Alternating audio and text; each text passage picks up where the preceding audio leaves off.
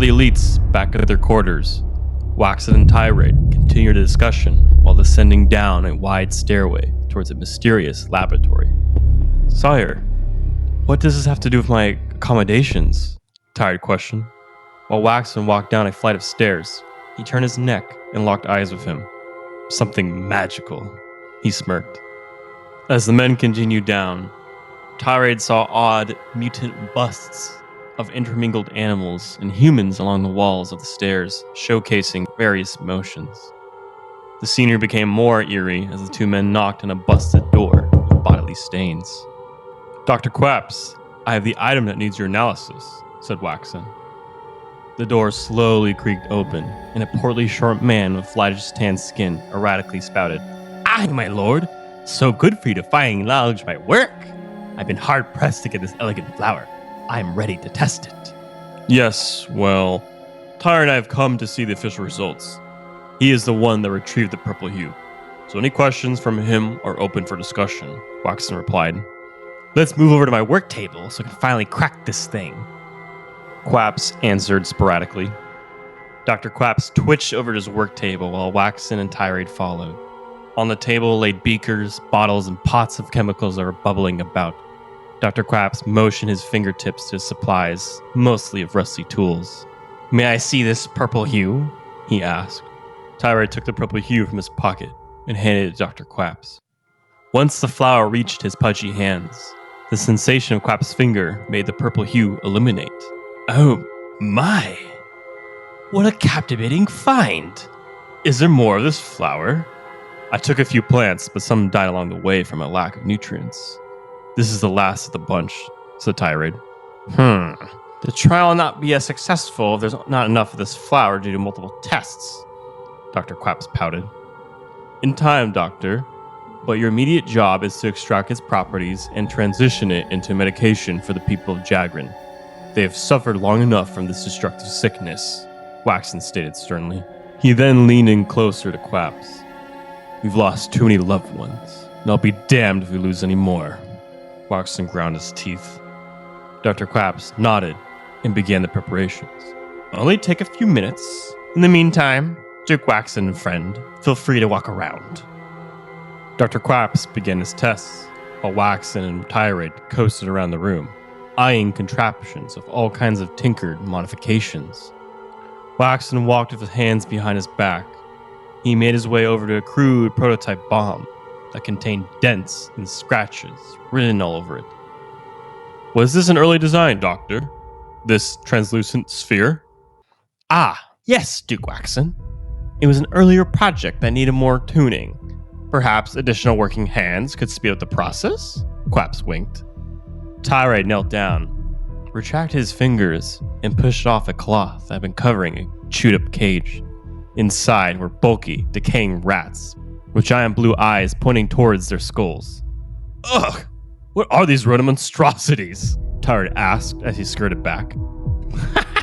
Those were some pets that turned into experiments due to a lack of insects.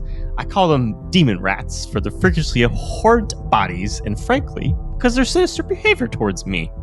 Perhaps I gave them a little too much intoxication, Quaps snarled. By the way, I believe I've come to a conclusion on this flower.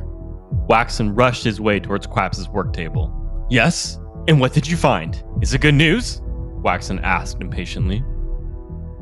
Well, you see, Duke Waxen, this is hard to explain. I can't put into scientific words. Waxen pressed him. I do not have time for stuttering. Tell me, is there a missing component? Quaps played with his fingers for a few seconds and grabbed the flower.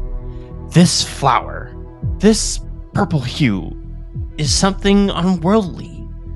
I don't know how else to describe it. There needs to be another way of approaching this, but I have neither the skill nor the capability to extract whatever antidote you desire. Tirade intervened. So what is your suggestion, Doctor? Is it a fluke after all? Has this amassed to nothing? Quaps shuddered as a dark thought entered his mind. He put his hands on the work table to brace himself and began to sweat. Caution overcame his bloated face. We need something ancient and everlasting. from a place where mischief and agony is derived. A place where souls go to die and the mind decays with insatiable thirst for power. What is this monologue of fear, Doctor? Tell me when you need to finish this, Waxon shouted. The doctor's eyes darted back and forth to Waxon and Tirade. There was a giant gulp-like sound as Quaps rubbed his fingernails on his knuckles. Quaps explained, "We must seek out the witches of Lush Valley. Their dark magic can dissect this flower and give us what we need to finish the process."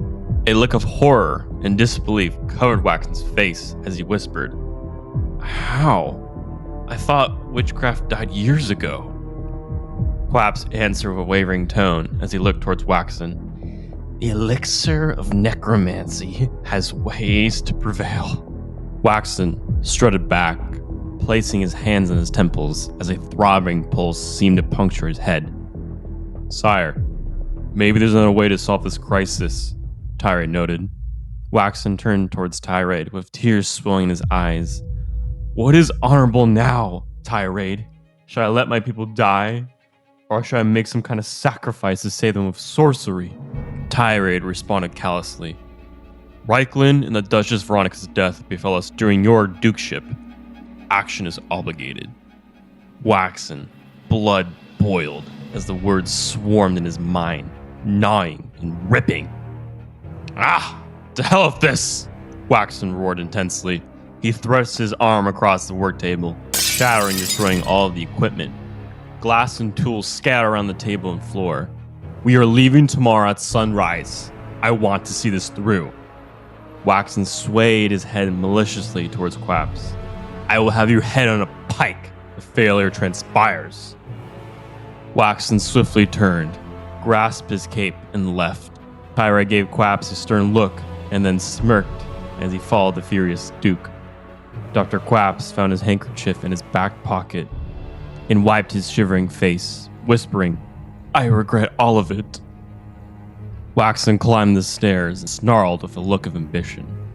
He then turned to Tirade. "Nylox shall have no knowledge of this trip.